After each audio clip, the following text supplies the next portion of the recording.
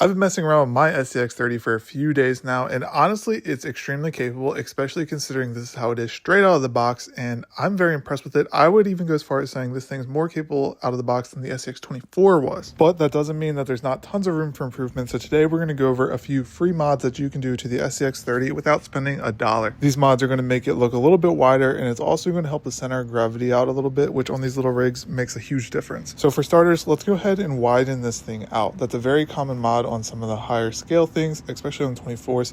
The wider you can get the stance, the more stable this thing's going to be, especially on side hills. So let's go ahead and show you guys how to do that on the SCX30. So the way these wheels mount is with a little rectangle like mounting hole that goes onto the axle shaft. And what we're going to do is go ahead and remove our wheels and tires, and then we're going to duplicate that shape. Let me see if I can get it to show up on camera there. That rectangle in the middle on the other side. That's going to allow us to flip these wheels around and essentially give you better offset.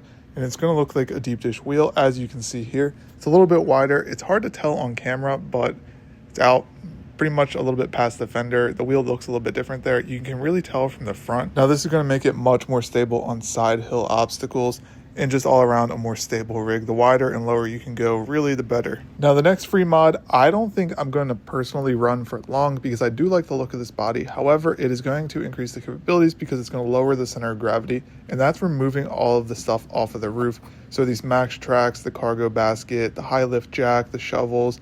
I think you can remove the light bar on this, but basically just removing everything from the top is going to slowly lower that center of gravity, which isn't going to be a huge difference. However, on how small of a rig this is, it's going to make a pretty big difference in the end. Now, like I said, I like the look of this body a lot. I think it's one of Axial's best looking bodies that they've released. It's a shame that it's only on the 30th scale. It'd be cool if they released these for the 10th scale maybe.